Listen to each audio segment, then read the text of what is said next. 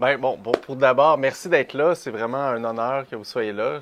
Justement, je savais pas s'il allait y avoir des gens. C'est un livre un peu universitaire, on va se le dire. Mais d'abord, merci à Guy d'avoir cru au projet. Puis d'avoir gardé aussi les verbatims, parce que moi j'ai interviewé je vais vous le compter un peu après, mais des femmes âgées surtout qui se font évincer ou harceler par leurs propriétaires. Fait que j'ai voulu garder leurs paroles telles quelles.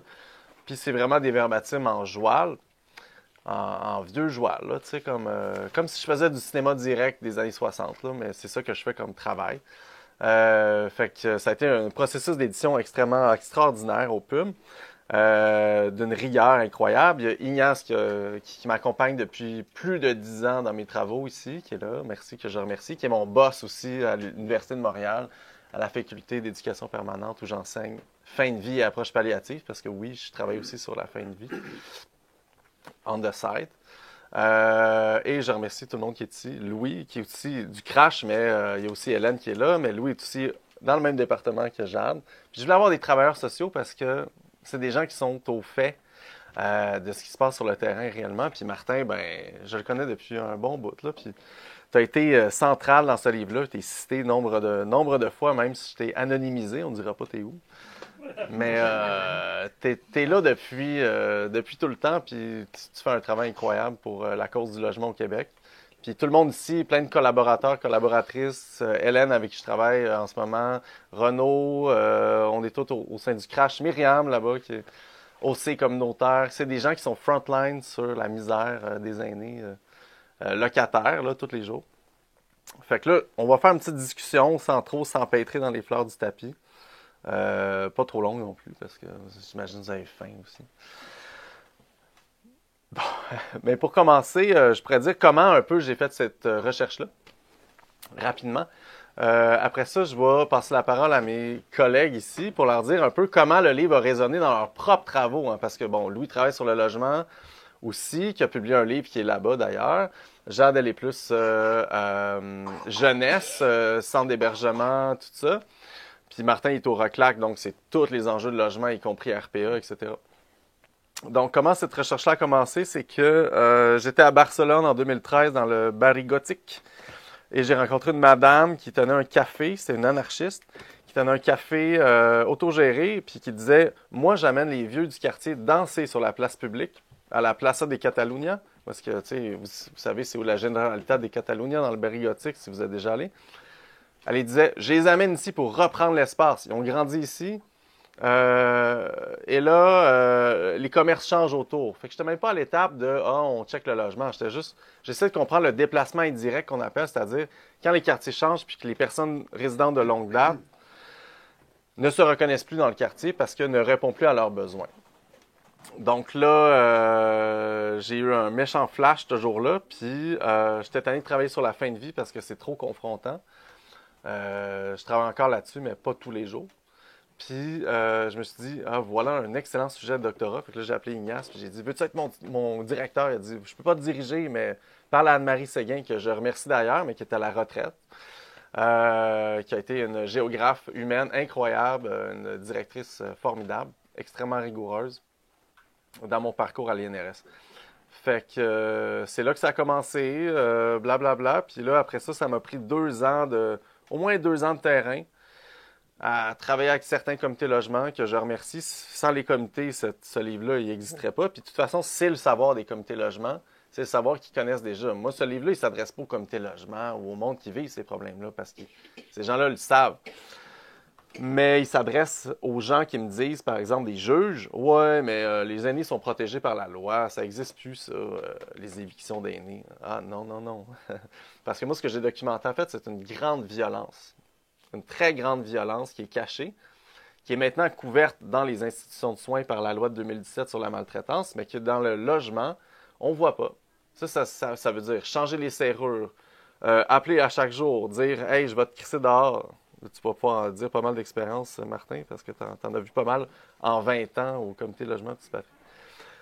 C'est des histoires comme arrêter l'eau, partir la lampe de feu, puis les conséquences que ça a, puis on le documente en ce moment dans la RPA comme Mont-Carmel avec Hélène, c'est le suicide, la volonté de mourir, augmentation de maladies chroniques, itinérance. C'est vraiment des conséquences extrêmement graves, mais qui sont comme cachées. Fait que pour se rendre à cette misère sociale-là, qui est frontline pour les comités logement, oui, et les OC de CIUS, et les gens qui sont vraiment en première ligne, mais qui se rend pas plus loin. Moi, j'ai fait comme, hey, je vais être le traducteur de ces réalités-là, mais vers d'autres univers. Puis cette misère-là, ben, elle est cachée, mais elle est très grave, en fait. Puis ça se passe sous nos yeux à chaque minute qui passe. Et c'est vraiment la parole des aînés que j'ai voulu amener, parce que souvent, on parle pour les personnes vieillissantes. On parle pour elles. On l'a vu pendant la pandémie. Moi, ça m'a fait complètement capoter. J'ai d'ailleurs publié un livre là-dessus avec Josiane Cossette, Traitement choc et tartelette. Et l'idée, c'était vraiment de garder la parole des gens, puis de montrer que les gens ont une agentivité, qui trouvent que ça n'a pas de bon sens, qui trouvent que les choses, faut qu'ils changent, qui s'indignent. C'est sûr que l'échantillon que j'ai eu, c'est des femmes, surtout des femmes, mais proches des comités, donc avec des passés de militance aussi. Fait que c'était aussi un travail, tout ça je me suis rendu compte en le faisant, je ne le savais pas au début, là. C'était aussi une ethnographie sur l'activisme des personnes vieillissantes. T'sais, on dit souvent les aînés, ils font juste du bénévolat. Comme si on supposait que quand tu as 65 ans, tu n'es plus capable de réfléchir de manière politique. Mais... Réponds pas. Non, je réponds pas. Comme si les gens étaient plus capables de réfléchir de manière politique, mais oui, ils ont des discours politiques, puis c'est ça que j'ai voulu montrer aussi, que c'est pas parce que... Puis on le voit avec le Mont-Carmel en ce moment, les madames du Mont-Carmel, à quel point ils sont mobilisées, brillantes, puis tout ça, ben c'est la même chose que j'ai documenté, moi, dans les appartements privés. OK, donc je m'arrête là. Alors, on va commencer par un petit commentaire de Louis, informel. Martin pourrait commencer. Ah oui, donc Martin, tu casses la glace. Oh. Bon. J'ai mis quelques commentaires sur papier après avoir lu ce livre brillant. Quand tu parlais, j'ai pensé à 2013. Quand tu as dit c'est en 2013 que ça a commencé, l'aventure de ce livre. Ouais. OK? Mm-hmm. Parce que 2013, pour moi, c'est une année importante parce que c'est là qu'on voit le décrochage du logement et du coût des loyers. On voit vraiment là, un décrochage très important et qui, des fois, il y a des esprits brillants qui parlent de financiarisation du logement, qui essaient de l'analyser sous cet angle-là. Mais du point de vue des personnes qui le subissent, c'est réellement angoissant. Mais on voyait, avant 2013, on voyait la vague arriver, je dirais. Par exemple, au Comité logement de la Petite Patrie, en 2008, on s'est aperçu qu'à peu près le tiers des personnes qui recevaient un avis de reprise, c'était des personnes de plus de 65 ans. Alors là, tu te dis, il y a clairement un pattern qui s'est installé. Puis là, tu essaies de comprendre. Puis le temps que tu comprennes, ben, on est en 2013. Puis là, tu es comme, oh, là, OK, c'est parti. Je voulais juste souligner ça pour 2013. Mais vous aviez fait une assemblée aussi en 2014. On en a fait, plein, là. C'est ça, en tout cas. Ça fait longtemps qu'on parle de ça, là. Oui. Je voudrais souligner dans ton livre les passages lumineux qui discutent sur le fait que vieillir, ce n'est pas s'affaiblir. C'est vivre autrement. C'est bien sûr, il y a des capacités qui changent, motrices ou autres, mais comparé à la violence de la société qui te tasse, qui te met de côté, qui t'affaiblit en fait, je trouve que tu as des passages assez lumineux, notamment quand tu parles de précarité et de précarisation. Et d'autres endroits du livre. Et en tout cas, dans mon expérience d'intervention, les personnes aînées, quelque part, c'est comme le canari dans la caverne. Là, elles le sentent, en tout cas au niveau du logement, là, elles ressentent de façon, je dirais, plus forte et qui est plus au cœur de leurs préoccupations, les changements qui s'opèrent et qui vont nous affecter à un moment donné, tous et toutes. Alors, quelque part, ce livre-là fait, en tout cas, fait beaucoup de tours. Et d'ailleurs, oui, je dois remercier les Pumes de le vendre à 24,95 $. Je veux dire, un livre qui est aussi riche que ça et qui est un livre universitaire. Habituellement, on le voit au double et au triple du prix. Donc, quelque part... ouais. 29. 29. Ben, écoutez, vous pouvez l'acheter à 24,95 $. J'adore. Fire sale. On dirait. En tout cas, j'aime beaucoup c'est ça. C'est bien que ce soit accessible. Une autre chose que j'ai notée dans ma lecture, c'est lorsque tu dis une phrase à peu près, là, mais je sépare des bouts de phrases, là, mais que tu dis que le vieillissement sur place, c'est un dispositif de gouvernementalité. C'est-à-dire que le fait de rendre d'une façon, comment dire, que les personnes aînées se disent, moi je veux pas, je veux pas partir de chez moi là parce que ça va être, ma vie c'est fini. C'est quelque chose comme une construction qu'un gouvernement fait en sorte que ça nous tombe dessus comme si c'était la fin de nos jours, mais qui sert des intérêts dont le gouvernement est complice.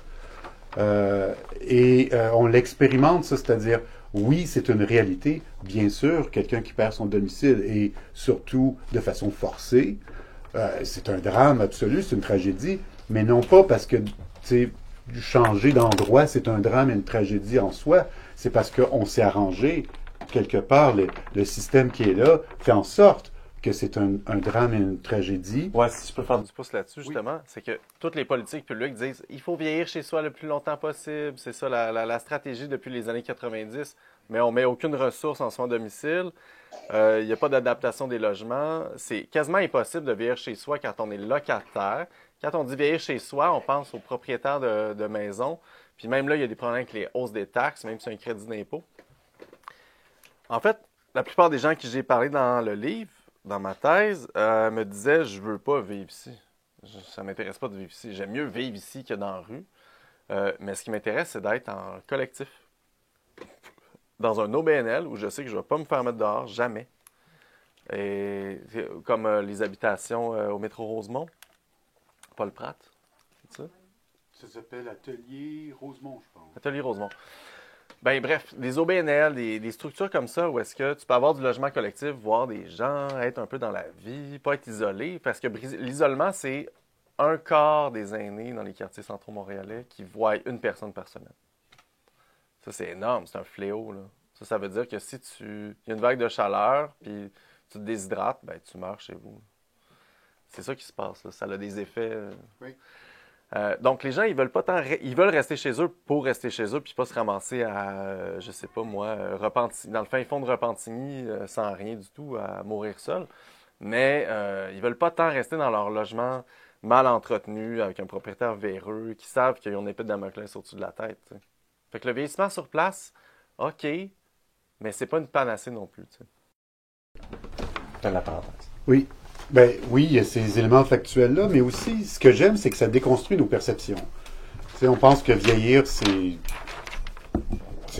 n'est plus juste que être réellement une expérience tragique, mais c'est parce qu'on le construit comme ça. C'est parce qu'on tasse les personnes aînées, parce qu'on veut que d'autres personnes prennent cette richesse que les personnes ont accumulée à leur place. C'est parce que les personnes aînées... Tu sais, au Canada, là, on a basé le système de retraite sur une retraite basée sur les actifs. C'est-à-dire, on n'a pas de vraiment une politique pour des personnes qui prennent leur retraite. Là. C'est rien, là. Tu te retrouves avec rien. Mais il faut que tu aies un actif. Puis il faut que tu aies un actif qui te permette de vivre. Mais une fois que tu as cet actif-là qui te permet de vivre, ben, c'est tes enfants qui le veulent, tu sais. Je veux dire, quelque part, quand tu vieillis, tu te sens comme asphyxié, je veux dire, par les structures qu'on a mises en place. En tout cas, c'est comme en tout cas, moi, ça m'a allumé dans ma réflexion, puis on pourrait, mais je veux pas, je veux porter attention, je veux pas trop prendre de temps, je peux-tu dire une dernière affaire? Non, pas okay. Je veux porter attention à la discussion sur l'engagement des personnes aînées dans les comités logement. Évidemment, c'est un chapitre que j'ai vraiment lu de façon attentive. Et je trouve que dans ce chapitre-là, et là je vais nommer comme comment qu'on dit, un angle mort, OK? Parce que toi, tu bases ce que tu écris là sur le travail que tu as fait d'ethnographie avec des intervenantes et des intervenants et des personnes, des locataires aînés, qui te racontent leur histoire, OK? Et quelque part, ces personnes-là ont un passé militant. Les intervenantes et les intervenants sont des militantes et des militants. Et quelque part, ils ne voient pas l'air qu'ils respirent. Et l'air qu'ils respirent, c'est l'éducation populaire. Exactement. Et tu ne le nommes pas dans ce chapitre-là. Tu ne le nommes pas, mais tu l'évoques. Regarde, il y a une phrase. Une liste de tout le monde. Une phrase, tu dis se déculpabiliser et qu'est-ce que j'écris là? Prendre de la puissance. Attends une minute. De la puissance des forces structurelles qui déterminent leur rapport au logement. Se déculpabiliser de ça, de la puissance des forces structurelles qui déterminent leur rapport au logement, et une volonté d'agir sur leurs conditions, le pouvoir performatif. Tout ça, on est dans l'éducation populaire, mais personne ne te l'a nommé. Ouais. OK? Mais c'est vrai que c'est l'effet des groupes de logement, du FRAP, de tout le travail qui a été fait des années 70, qu'on ressent encore, en fait. Et c'est, je veux dire, moi, c'est quelque part, c'est au cœur du travail d'intervention, de défense de droit, de dire, tu sais, ça sert à quoi de juste donner un service à une personne pour qu'il comprenne c'est quoi ses droits? Non, il faut qu'on s'organise pour changer ces structures-là, pour être capable de transformer ces structures-là. Mais premièrement, il faut que tu fasses comprendre à la personne que, hey, c'est pas ta faute si tu es dans un taudis, c'est parce qu'on t'a poussé là-dedans. Fait qu'arrête de dire que, tu sais, moi, j'arrive pas, je suis un loser, etc. Non, on t'a poussé là-dedans. Fait que, puis là, après ça, on arme la personne pour dire, tout ensemble, tout le monde ensemble, on va transformer. Puis là, ils viennent dans des manifs, puis etc. Et ça, c'est au cœur de notre mission. Et on le vit et on en parle souvent. Mais quelque part, quand c'est le temps d'en parler aussi, de dire qu'est-ce qu'on fait, on n'en parle pas. Alors, j'ai trouvé ça un peu particulier. C'est pas toi, c'est les gens avec qui tu as parlé qui n'ont pas nommément l'éducation populaire qui fait partie là de l'éthos, pour le dire de même, des intervenantes au Québec depuis tout le temps. Là. Mm-hmm. Yes. Voilà. Tu veux parler? Non, je pas. Merci, Martin. Ben, ok, ben, d'accord. Moi, j'avais envie de commencer par une anecdote. Lundi, je revenais de l'UQAM dans le métro. Justement, je lisais le livre en question. Et il y a une dame qui manifestement se sentait personnellement interpellée par le titre, qui m'apostrophe, puis qui me dit qu'est-ce que c'est ce livre-là? Pouvez-vous m'expliquer? Alors, je lui explique, j'avais pas fini de lire, fait que j'y explique ce que j'en comprends. Puis là, elle me dit, coudonc, c'est-tu vous, Julien Simard? Puis là, je dis, non, c'est pas moi, non. Mais elle dit, le connaissez-vous? Vous avez l'air de le connaître. Je dis, oui, je le connais un peu. Elle dit, fait que là, elle me dit, vous lui direz que ce qu'il a fait, c'est très important. Je voulais le dire en public parce que comme ça dans le métro, je trouvais que c'était quand même ça traduisait quand même tout l'intérêt que ce livre-là a et l'importance qu'il a à plusieurs égards. Bon, moi j'ai évidemment souligné peut-être un certain nombre d'éléments, là, mais il y en a plusieurs autres. Mais j'ai surtout trouvé que le livre était important parce que, ça je l'ai noté, dans l'introduction, tu dis, moi ce qui m'intéresse, c'est de lever le voile sur la très discrète relation locative entre un propriétaire et son locataire. C'est ça le sens du livre. Et puis ça, je trouve que c'est très bien fait parce qu'effectivement, on voit très bien à la lecture de ce livre-là que la location d'un logement, c'est pas juste une relation contractuelle entre un propriétaire et un locataire. Ça recouvre et c'est porteur d'enjeux politiques et sociaux qui sont très importants. Et puis, et ça, je pense que cet aspect-là avait jusqu'ici été assez peu traité. Et toi, tu l'as fait un peu dans la lignée, on en parlait tout à l'heure, des livres un peu qui ont été faits sur les expulsions, mais il n'y en avait pas au Québec. Encore moins portant spécifiquement sur les personnes âgées ou aînées. Et encore moins dans un contexte de gentrification. Moi, une des choses qui m'a frappé en lisant ce livre-là, mais il évidemment, ça peut varier selon les personnes, bien entendu, c'est que s'il y a une constante qu'on retrouve chez les personnes qui ont participé à ta recherche, c'est on retrouvait chez elles une certaine stabilité résidentielle, qu'elle soit volontaire ou contrainte, ou imposée par la société ou forcée. Mais dans tous les cas, c'était des gens qui étaient dans leur logement depuis très longtemps. Et ce que le livre montre bien, à mon avis, c'est à quel point la stabilité résidentielle, volontaire ou forcée, elle est incompatible avec la logique et le fonctionnement, ou enfin la dynamique rentière qui est le moteur du fonctionnement du marché locatif. Ça, depuis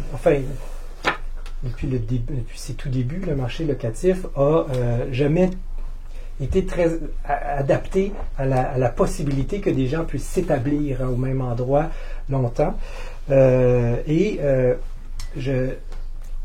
au point où, en fait, petite parenthèse là-dessus, on a même créé, au même moment où commençait la vague d'expulsion dont Martin parlait, on a même créé, mais c'est évidemment pas un grand complot, mais sont apparus à ce moment-là des programmes qui ont eu pour objectif de financer un marché spécifique pour rediriger les personnes aînées. Un marché privé qui sont les ressources intermédiaires, les RPA, bref. Marguerite Blais en 2012-13, oui, Charest.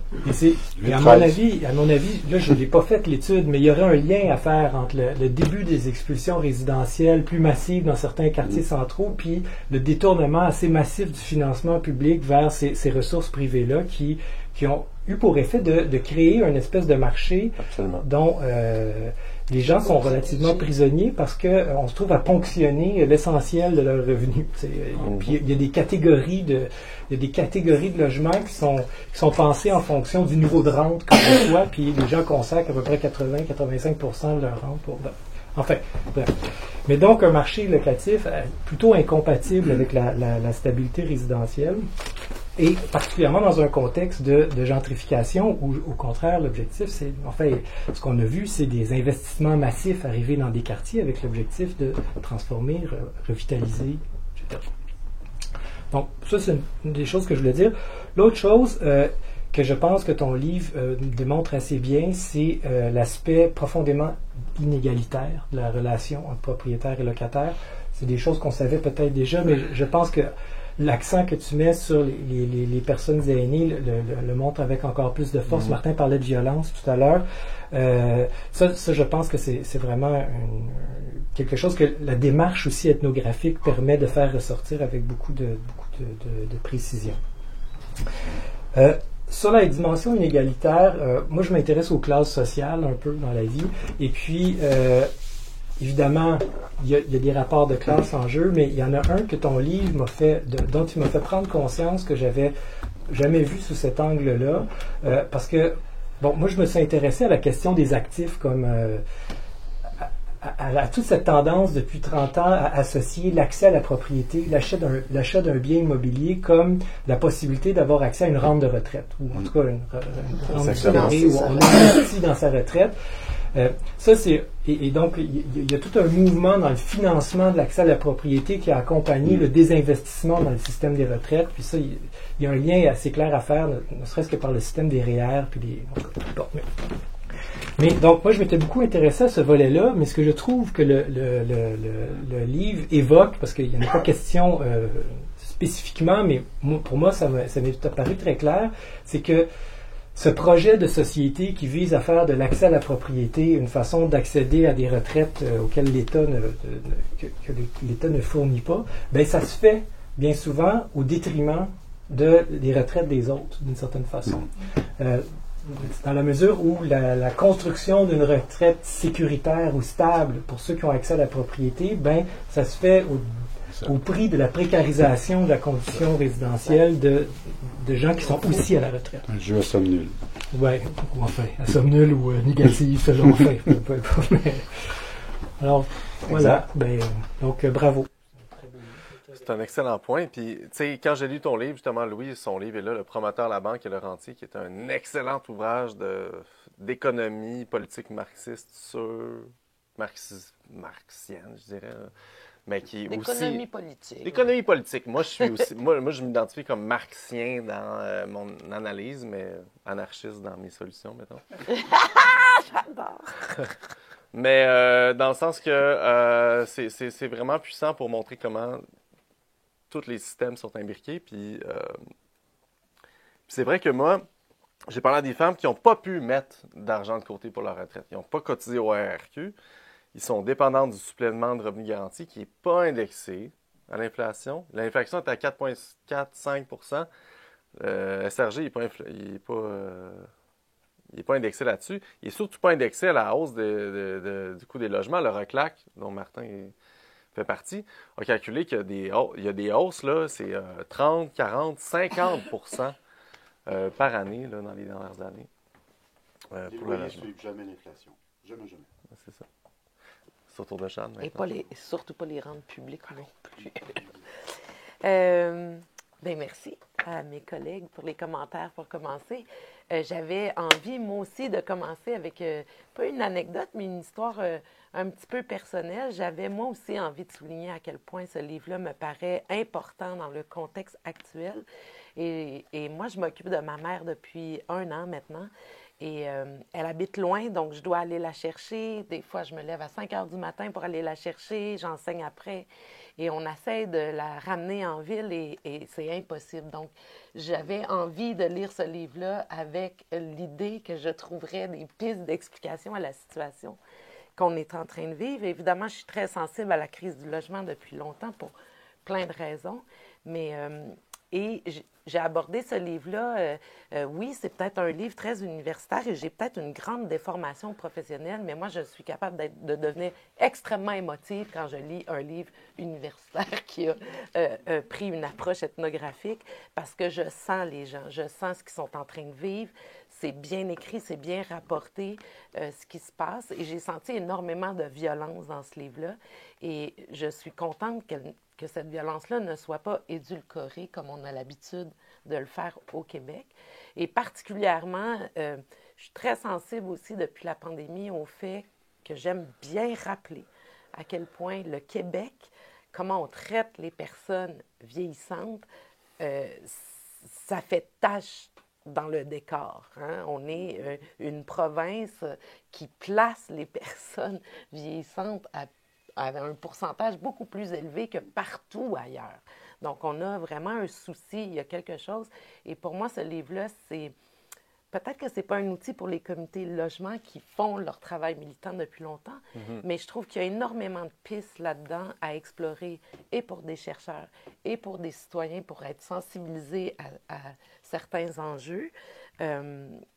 Et certaines expériences que ces personnes peuvent vivre justement dans leur relation extrêmement privée du propriétaire puis du locataire. Ça aussi, moi aussi, j'avais accroché là-dessus, je me disais. Et une chose que j'ai trouvée assez tragique en lisant, c'est que Juliette est sans doute la première personne qui le fait ici, au Québec, mais tu as réussi à mobiliser des recherches qui se font beaucoup ailleurs. Oui. À Londres, à Séoul, au Danemark. Ces recherches-là avec les personnes vieillissantes se font partout ailleurs et se font pas ici. J'ai tout lu. Moi, j'ai trouvé ça tragique, en fait. J'ai trouvé que ça en disait long sur nous. C'était un miroir de qui on est puis de comment notre société traite ces questions-là.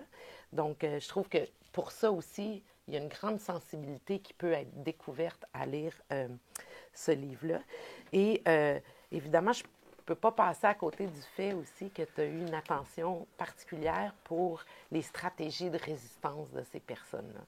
Et ça, pour moi, ça tombe aussi sous le sens que ça déconstruit par le fait même. Je veux dire, tu ne perds pas de temps à déconstruire nos imaginaires misérabilistes. Ça aurait été dommage de perdre notre temps à ça dans ce livre-là. Mais tu le fais quand même en te penchant sur leur stratégie de résistance. Puis je pense particulièrement aux femmes qui, même si leur corps les lâche, hein, parce qu'ils n'ont pas les mêmes capacités physiques, qui se mettent à prendre soin du cadre bâti eux-mêmes, puis à faire les rénovations eux-mêmes parce que leurs propriétaires ne font pas et qui développent plein de compétences puis des savoirs vernaculaires, en fait, qui sont en train de réactualiser, d'en prendre soin de leur habitat. Ça, c'est un exemple, mais il y en a plein d'autres. Puis aussi que souvent, on a cette fâcheuse tendance, quand on est chercheur, à penser que les gens ne sont pas conscients des violences structurelles qu'ils subissent. Mais tout dans ce que tu démontre le contraire, en fait. C'est ça. Extrêmement conscient. C'est juste qu'on n'écoute pas de la manière qu'il le raconte. Et ton livre a cette qualité de bien rendre compte que ces gens-là sont extrêmement conscients. Je pense, une citation, entre autres, qui m'a fait beaucoup rire, c'est une participante, je ne sais pas si c'était quelqu'un au comité logement ou une personne locataire, mais qui dit, moi, le jour, quand je vois 4 boulangeries sur 1 kilomètre dans mon quartier, je le sais que je vais me faire crisser dehors bientôt. Bien, c'est ça aussi, ces dynamiques-là. C'est que les gens, ils sont très... ils ont conscience de ce qu'ils font. On n'est pas des entrepreneurs d'émancipation. On ne va pas leur dire les violences qu'ils sont en train de subir. Ils sont les personnes les mieux placées pour le faire. Une dimension que je pousserais, mais ce n'était pas ta tâche à toi de le faire, tu le soulignes, particulièrement dans le chapitre 7 qui traite des violences que les gens subissent dans les processus et d'éviction et d'intimidation, en fait, qu'ils subissent, même s'il n'y a pas d'avis d'éviction. C'est la question du genre. Moi, j'habite dans Hochelaga et ma mère, qui vient d'une autre époque, est fascinée quand on va à l'épicerie. Elle dit « Voyons donc, il y a bien des hommes seuls ici. » Puis, c'est vrai que dans Hochelaga, on a un tableau peut-être différent que dans Rosemont, que dans d'autres quartiers. Mais cette question-là, pour moi, les personnes que tu as interrogées, c'est pour la grande majorité des femmes vieillissantes. Puis, elles ne subissent sans doute pas les mêmes violences de leurs propriétaires que des hommes vieillissants ou que des hommes en général. Et puis, cette question-là du genre dans le vieillissement, je me disais, oh mon Dieu, il y a quelque chose à faire parce que je regardais juste leur parcours professionnel. Je me disais, ben oui, crimes qui n'ont pas de retraite. Mais c'est ça. Parce qu'elles ont toujours occupé des emplois précaires, des emplois qu'on reconnaît peu dans nos sociétés, des professions, je ne dirais pas libérales, parce que ce pas des professions libérales nécessairement, mais elles ont toujours été dans les services aux populations. Donc, il y a un impact sur les retraites. Et ça commence à être documenté aussi. Là, les déclassements rendus à la période de retraite là, sont très, très forts. Puis la dimension de genre est vraiment importante. Puis c'est extrêmement angoissant aussi quand on voit les rapports qui sortent que si on voulait tous une retraite adéquate au prix de la consommation d'aujourd'hui, il faudrait avoir mis 1 million de côté. Je ne sais pas où vous en êtes dans vos épargnes, mais je veux dire, notre avenir est confisqué. Ben oui. Puis c'est de ça dont ça parle. C'est que l'avenir de ces femmes-là est confisqué bien avant de vivre le vieillissement. Et puis ça m'a beaucoup marqué dans ce livre. Puis je dirais qu'on a encore des efforts comme chercheurs à faire. Pas que c'est inintéressant de passer par des personnes vieillissantes qui sont impliquées dans la lutte de défense de droits des locataires, qui sont en contact avec les comités logement. Mais il y a énormément de personnes dans nos sociétés et dans nos grandes villes qui n'ont aucun contact avec les organismes de défense de droits, qui ne l'ont pas plus dans leur vécu antérieur, qui sont très réfractaires aussi aux institutions. Et je pense que ça, puis c'est pas seulement en travail social qu'on doit valoriser ça, c'est dans tous les domaines, puis même dans notre vie citoyenne. Pour parler aux gens, on n'est pas obligé de passer par des institutions ou des groupes. Il faut qu'on réapprenne à parler aux gens directement. Et puis ça, c'est peut-être la dimension que je trouvais. Qu'en serait-il de ces récits de personnes vieillissantes qui ne sont pas dans des comités logement ou qui ne s'impliquent pas ou qui sont vraiment à l'écart de ça. Là. Je pense à nos visites à la Chine là, il y a quelques semaines. Là. Je suis très troublée parce que ou des propriétaires prennent pas soin des logements exprès pour avoir des permis de démolition. Donc, les gens vivent dans des conditions d'insalubrité quand même dignes d'une situation qu'on croirait révolue, mais parce qu'on les a rasés, ces quartiers-là, dans les quartiers centraux, mais on les a pas rasés ailleurs. Et là, on a des propriétaires qui laissent des logements pendant 40, 50 ans. Donc, cette dimension de genre, puis que c'est hypothéqué bien avant le vieillissement, je pense que ça ressort, mais c'est comme, c'est latent. C'est là, on le sait, puis on a un autre chemin à faire par la suite. Donc, j'attends le tome 2. Wow, mais je remercie tout le monde pour ça. Mais c'est ça, à la base, je vais terminer dans 2 minutes. Après, on va passer en mode plus informel. La thèse, elle faisait 450 pages. Fait que j'ai coupé comme 250 pages. Mais le genre, moi, j'ai pas eu droit à tous les récits que je sais que j'aurais pu avoir. Parce que j'étais un homme aussi. Mais vraiment, il y a quand même une différence. Oui, quand même dans les rapports locatifs, on le sait, là. Mais il y a beaucoup d'hommes aussi qui sont quand même vulnérables, là, qui voient vraiment personne. Il y a beaucoup de femmes isolées, mais de ce que j'ai vu, c'est peut-être un problème d'échantillon, mais il y a beaucoup de femmes qui ont plus la drive d'aller voir ailleurs. Puis il y a beaucoup d'hommes qui restent chez eux. Mais pour moi, analyser le genre, c'est analyser aussi ce qui se passe avec ces hommes. Exactement, c'est ça. Fait que ça, c'est le next step. C'est quand je vais avoir une équipe de recherche pour faire toutes les recherches que j'ai dans ma tête, parce qu'il y en a vraiment beaucoup. Fait que cette recherche-là est vraiment liée à moi tout seul là, pendant des années. Mais là, on est en train de finir avec Hélène, qui est peut-être déjà partie. 3 terrains, en fait. Petite Patrie, Longueuil, Saint-Jérôme, la même affaire on a fait. Fait qu'on va sortir ça bientôt, tous les résultats. On a fait 50, 60, non, 70 entrevues environ. Fait que ça continue, là. C'est comme un programme de recherche. Ce livre-là, c'est juste un point de départ. Parce que c'est ça, il faut documenter ces situations-là. Je ne sais pas si l'Assemblée veut prendre parole. Peut-être que je prendrai 1 minute ou 2 de break, puis on peut passer en mode discussion. Tu veux prendre une pause? Il faut enchaîner. Ou pas, on enchaîne. Allons-y. On va prendre combien de temps? Quand est-ce qu'on On va donc arrive? pogner des pinottes puis un peu d'eau, là. Vas-y, Colin. Vas-y. Faut bas. Ouais, si quelqu'un a quelque chose à dire. Ben, moi, je peux y aller. J'ai chaud. Ben, j'ai hâte de lire. Avec tous les commentaires que j'ai vus, que j'entends, j'ai hâte de lire. En fait, moi, je suis très inquiète depuis longtemps et ce que je vois, c'est un peu comme si le vieillissement de la population, on l'avait, on le voyait, on le savait que ça s'en venait, mais j'ai jamais, moi je travaille les enjeux, je travaille avec les personnes âgées depuis très très longtemps, mais on a toujours travaillé en silo.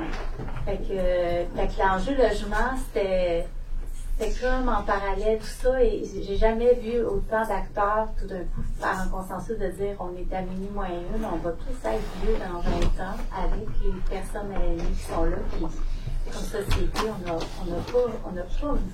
pas prévu, on n'a pas bien fait, on est en rattrapage, puis tu le disais, dans le monde, je sais pas qui parlait de ça, mais il y a des gens qui s'attardent là-dessus ailleurs, puis on n'a pas été voir, fait que ça, c'est shame on us, il y a quelque chose qui...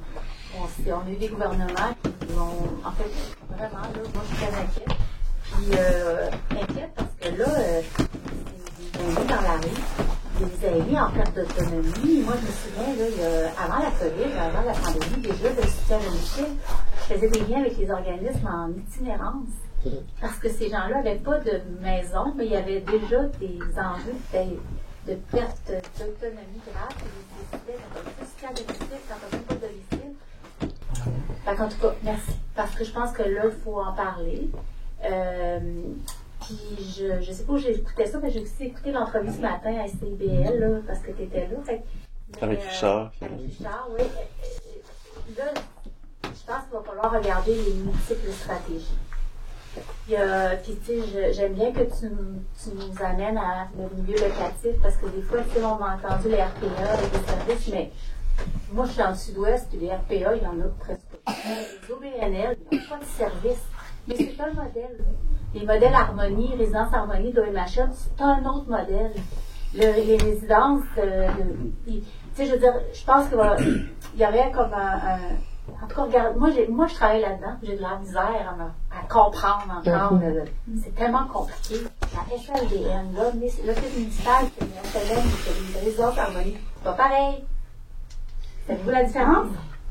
Non, mais tu sais, c'est ça, on ne sait même pas. C'est un casse-tête. Les OBNL qui sont à échelle, je dirais, humaine, où tu as des citoyens locaux qui sont dans l'OBNL, mais tu as des OBNL qui ont des CA qui sont incorporés avec un nom autre. Moi, j'apprends ça sur le tas parce qu'on voit de l'intimidation d'OBNL envers leurs locataires qui pensaient être safe, mais non, c'est très... On a les coops. Bref, je pense que les multiples modèles vont être nécessaires, les multiples stratégies vont être nécessaires. Je pense que les aînés sont pas pareils. Ils ont le droit de choisir où est-ce qu'ils habitent, mais encore faut-il qu'on sache qu'est-ce qui existe comme possible. Puis ça touche plein d'enjeux, l'accessibilité universelle, vieillir chez soi. Puis je pense qu'il y a un gros morceau qui appartient aussi de la santé. On a besoin l'espérance de vie a augmenté. On sauve des vies, mais avec des maladies chroniques, je regarde les gens qui ont des cancers, qui ont on excelle dans la médecine. C'est ça, on excelle dans la médecine, on a tué la première ligne. Exact. On est nul dans J'arrête là. Mais donc, plusieurs stratégies. Puis il va falloir effectivement de la militance et aussi des voix. Puis merci parce que j'aime beaucoup que tu aies parlé, Martin, d'éducation populaire. Les comités logement, là, vous êtes pas mal ceux qui font encore beaucoup d'éducation populaire, ceux qui sont d'éducation populaire. On s'en va vers du service. C'est très inquiétant. Le service n'a pas de vision collective, n'a pas de solution moyen-long terme. C'est inquiétant. Donc, merci d'avoir noté. Je voudrais peut-être réagir à ça parce que je trouve ça important, la diversité des stratégies. Puis je reprends un peu ce que Louis a dit, qu'il y aurait des recherches à faire sur les RPA quand on a commencé à avoir des évictions. Moi, le mot qui me vient tout le temps en tête, c'est qu'on a des économies de prédation autour des personnes vieillissantes aussi.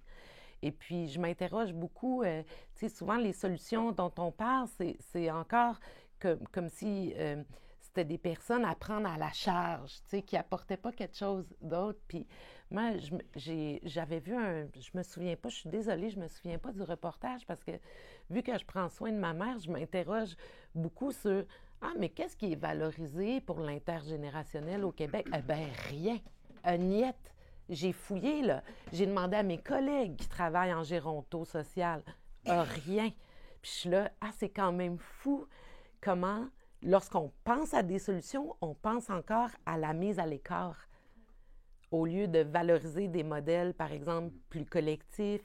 Je pense, par exemple, à la propriété privée. Nous, on a acheté 4 familles ensemble, puis il a fallu fouiller pour trouver une notaire qui était capable de s'asseoir avec nous parce qu'on voulait conventionner entre nous, mais pas pour défendre la propriété privée, pour défendre un bien commun. Et là, elle capotait. Elle disait, j'ai jamais vu ça. Jamais vu ça. Mais, tu sais, il y a comme dans le fond de comment on fonctionne, il n'y a rien qui est pensé pour valoriser des stratégies où les gens pourraient vieillir avec leur famille, où ça serait valorisé de le faire, où, tu sais, moi, je dis souvent, le monde sont là, mon Dieu. Puis j'ai même commencé mon discours comme ça en disant, je vais la chercher à 5 heures du matin, mais ma mère, elle m'apporte du calme aussi dans ma maison. Il y a plein d'affaires qu'elle apporte chez nous avec les enfants, puis tout ça. C'est pas juste nous qui s'occupons d'elle, tu sais. Donc, stratégie, mais, tu sais, valoriser des modèles autres qui n'empêchent pas des crises comme celles qu'on est en train de voir, mais au moins qui décloisonnent un petit peu comment qu'on a la manière de réfléchir.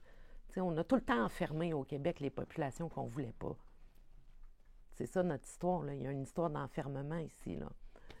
Puis de mise à l'écart des populations qui sont plus actifs. Ça, c'est un très bon point. On me demande souvent si la loi fonctionne, 1959.1, l'article, l'excellent article de Françoise David qui était supposé être ici, mais que j'admire Françoise David et tout. Des collègues de l'UQAM ont fait, par exemple, une étude de la jurisprudence, se sont rendus compte qu'il y avait 60 cas qui ont été protégés, qui était quand même un bon nombre, là, je veux dire, au vu de la situation, mais c'est que les gens ne se rendent pas au tribunal. C'est très dur d'aller au tribunal, ça coûte de l'argent. Hein, et si tu n'es pas représenté par un avocat puis tu es analphabète, bonne chance. Fait que quand les gens me disent, beaucoup de juges m'ont dit « Ouais, mais les aînés sont protégés par le 1959.1 ». Non. C'est comme l'article sur les évictions, le droit au maintien dans les lieux. C'est des articles de loi. S'ils ne sont pas mobilisés, travailler, lutter en tribunal avec des preuves, mais des preuves fortes, puis c'est quoi le niveau de preuve qu'il faut avoir, etc. Même chose pour le droit à la résiliation de bail pour cause de violence conjugale. Résiliation, c'est ça. C'est donc... le droit, c'est pas la panacée. Le droit, c'est un aspect de la protection des populations, mais c'est 1/10, là. C'est comme...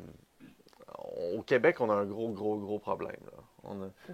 C'est un problème qui se prépare depuis les années 90, puis qui nous pète dans la face, littéralement. Puis ce que tu dis sur l'intergénérationnel, c'est super beau.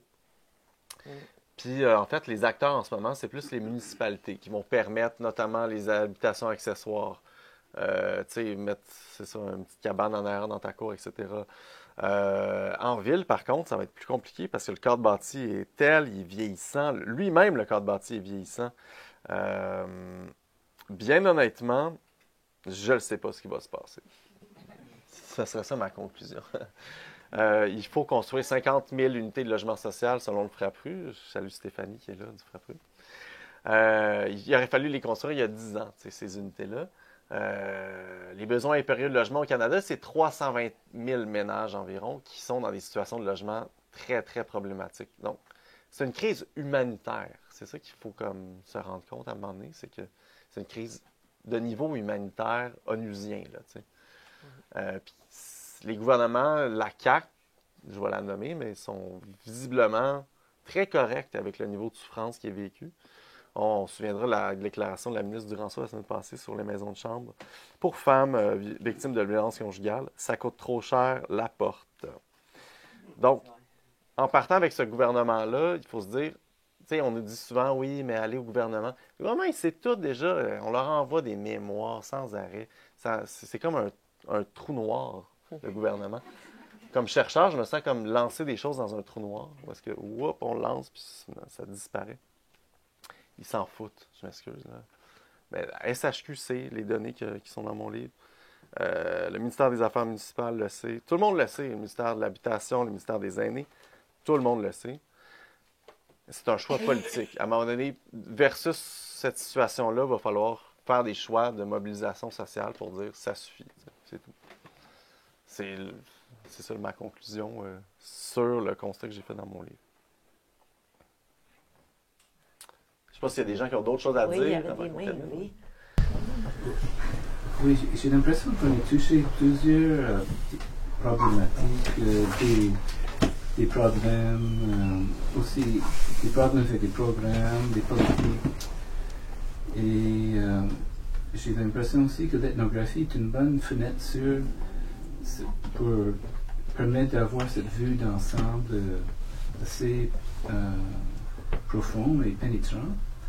Donc, deux questions. Est-ce que, à travers l'ethnographie, tu as allé vers une genre de synthèse de ces questions, de ces problèmes et une critique des politiques, des programmes? Est-ce qu'il y a un genre de chapitre qui fait un résumé de ça? Oui. Donc, ça, c'est une question. Et l'autre, c'est est-ce qu'effectivement, tu partages cette opinion de ma part que l'ethnographie est une bonne voie pour... Ben oui, c'est pour ça que je suis ethnographe. Ben oui, parce que l'ethnographie nous permet d'avoir, puis j'ai des amis ethnographes qui sont là ici, Sabrina notamment, puis Vincent. Mais tu sais, l'ethnographie nous permet d'avoir accès au réel, pas à des discours. Oui, à des discours, mais aussi à ce qui se passe empiriquement. Comme la violence locative, c'est pas juste à travers des articles de journaux que je me rends compte, c'est une madame qui me pleure d'en face. il y a une émotivité dans l'ethnographie, il y a un contact direct. Puis nous, ce qu'on fait comme anthropologue, c'est mesurer la distance entre les gens, ce qu'ils disent qu'ils font et ce qu'ils font vraiment. Fait que là, par exemple, Ville amie des aînés. Montréal est une municipalité amie des aînés, politique publique. Aucun argent n'est alloué. C'est juste du discours politique. Dans les faits, il y a peu de choses qui se passent. Tu sais, si on va voir sur le plancher des vaches, ça ne change rien, en fait. À part quelques feux rouges à gauche, à droite. C'est bien qu'il y ait ça, oui. Mais ça ne sera pas ça qui va sauver la situation. Je me demandais pourquoi il y a plus de garçons qui sont en itinérance que de filles. Mais là, la proportion est en train d'augmenter. De plus en plus de madames âgées qui sont en itinérance. Puis ça, c'est un signe de la crise du logement, justement. Mais moi, on en remarque, parce que je remarque qu'il y a plus de gars en itinérance dans les métros. Des personnes en itinérance dans les métros. Et aussi que, mettons, dans la ville. Oui. Ça, c'est parce que c'est ce que tu vois. Et en fait, les femmes, elles ne vont pas être dans la rue parce que c'est trop violent dans la rue. C'est trop dangereux pour elles. Les hommes vont être dans la rue, puis c'est ça que tu vas voir. Mais ce que tu verras pas, c'est l'itinérance invisible. Et on le sait depuis longtemps que les femmes, il y a autant de femmes itinérantes que d'hommes, mais elles sont dans des appartements, puis dans des conditions qui sont vraiment dures pour elles. Elles vont être obligées de donner des services aux personnes qui vont les héberger, qui les logent, et elles sont autant en difficulté que les hommes, mais elles subissent moins la violence de la rue. C'est la pointe de l'iceberg qu'on voit. Bonne question, quand même.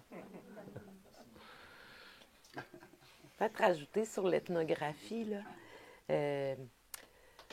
Moi aussi, je travaille à partir de cette méthode-là. Et puis, j'ai toujours dit, je pense, en tout cas pour moi, ça a été la méthode qui me permet de faire de l'histoire des institutions par le bas.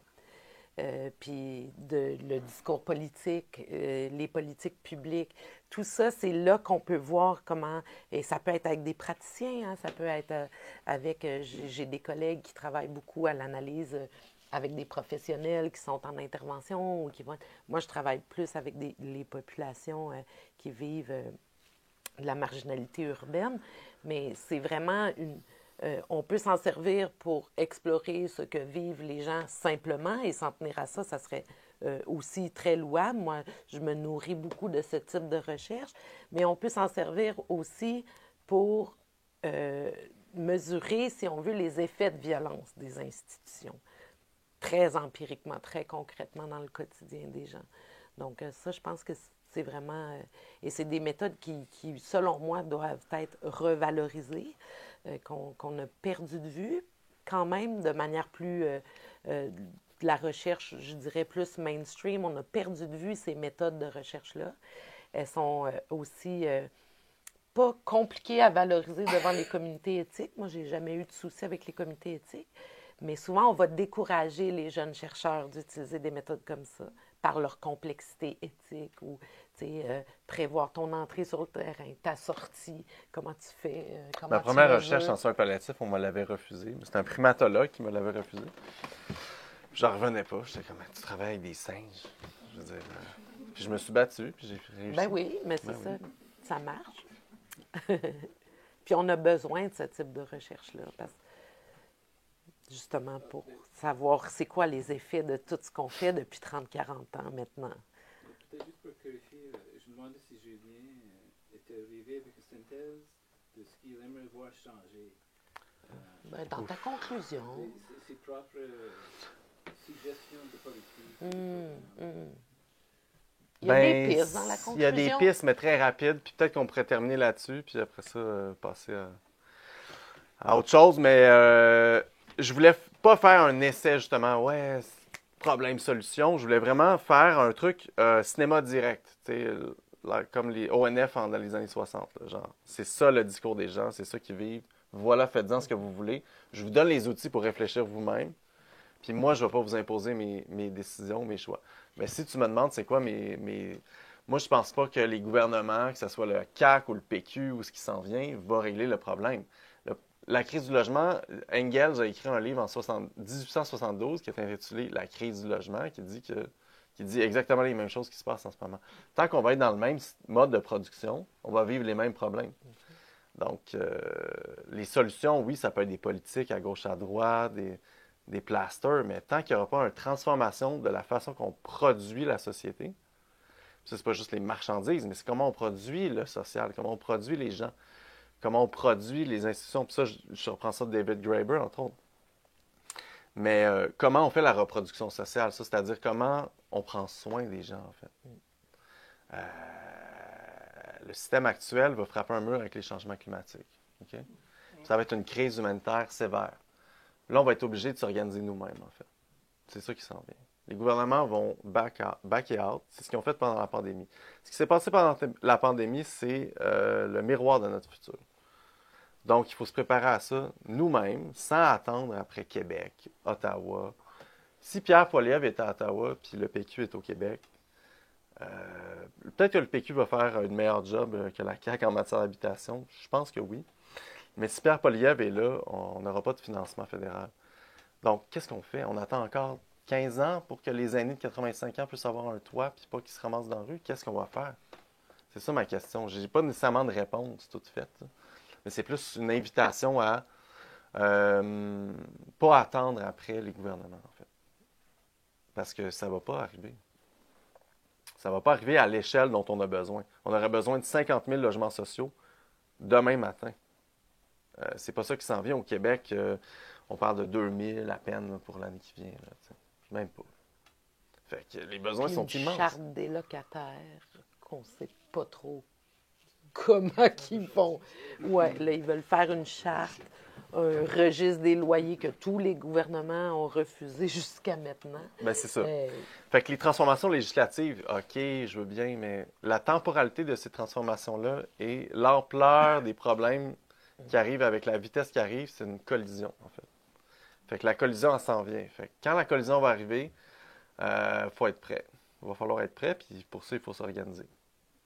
Par nous-mêmes, malheureusement. C'est ça ma conclusion, c'est que je ne sais pas comment, j'ai rien à proposer comme tel maintenant, mais mon constat, c'est ça, en fait. L'éducation populaire. L'éducation populaire, c'est revenir aux années 60-70. Oui, exactement. C'est ça l'enseignement des personnes qui étaient interviewées. Ben voilà, oui.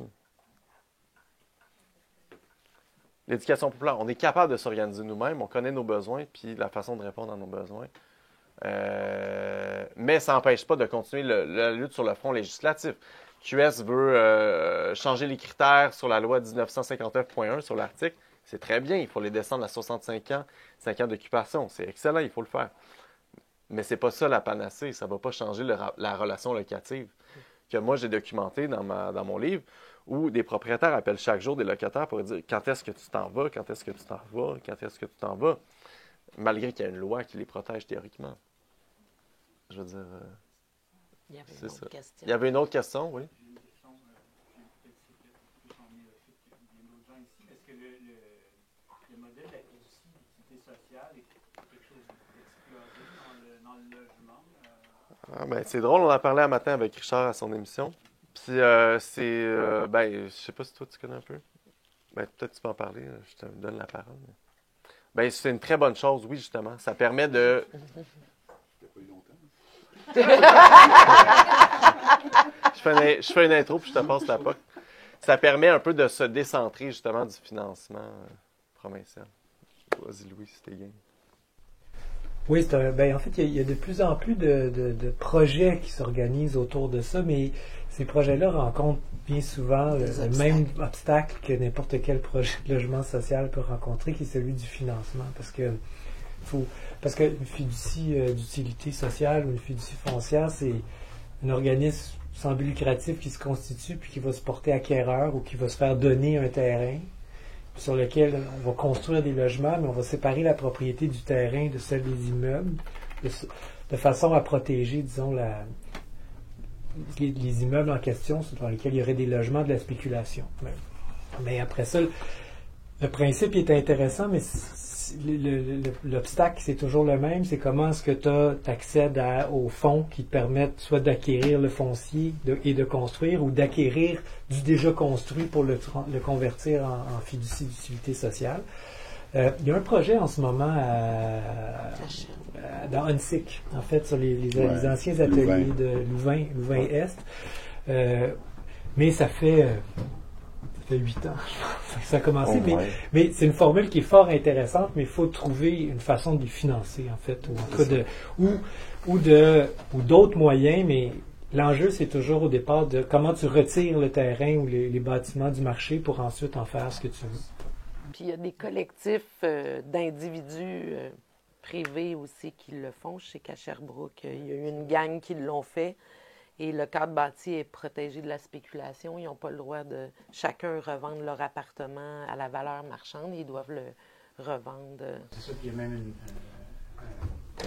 partie aussi, au-delà de la protection de la spéculation aussi, qui est attachée à une vocation. Exact. Ça ne peut pas devenir d'autre chose que... Exactement.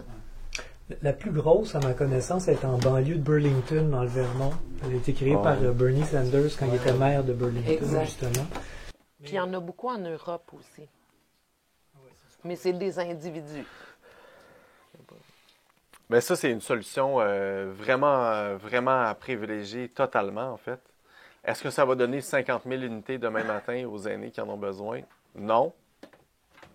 Mais face à l'inaction du gouvernement, c'est la chose à faire, selon moi. La mise en commun du capital. Mais si on est capable de trouver les financements requis, les syndicats peuvent être peut-être ouverts. Il faut convaincre les syndicats, en fait. J'imagine qu'il y a une difficulté, peut-être la FTQ en construction. J'imagine qu'il y a des difficultés pour ça, comme peut-être pour les gens de Louvain, puis ensuite dans le monde agricole, des fois c'est ça aussi. C'est capable, oui, ok, tu essaies de créer de la dynamique, d'accumuler des fonds, mais dans l'immobilier, la spéculation va plus vite que ce que tu es capable de ramasser, en termes de... Je dirais que même... Pour ceux qui en sont à 8 ans. Puis qu'il n'y a rien qui, dans le cadre législatif ou même les pratiques immobilières, il n'y a rien qui valorise ça actuellement. Moi, je regarde juste comment 4 familles, on a eu des soucis là, pour faire ce qu'on voulait faire, pour se loger, pour donner un accès à nos enfants au milieu urbain plus tard. Même ça, c'est compliqué. Juste on ne parle même pas de grands projets d'envergure. Là. Il n'y a rien qui valorise le bien commun, en fait. Puis les communs, en général. Non, c'est ça. Puis c'est pour ça que je dis ça a été très dur de trouver même une notaire qui voulait faire ce qu'on voulait. Ils ne sont pas habitués à ce type de projet-là. Ils sont habitués de protéger de la propriété privée. Tout cadre, quelqu'un qui transforme un édifice en indivise, c'est de protéger la propriété privée de chacun avec un cadre qui appartient à tous. Mais il appartient à tous parce que chacun, il faut qu'il paye sa partie. Mais c'est pas, il n'y a rien qui est fait pour protéger du bien commun. Là. Bon, ben peut-être là-dessus, on Merci. passerait en mode informel. Ça fait 1h15, mais je vous remercie d'avoir écouté, discuté. Conversation à poursuivre. Je pose pas tant de solutions, mais je montre les problèmes de façon profonde. Merci beaucoup.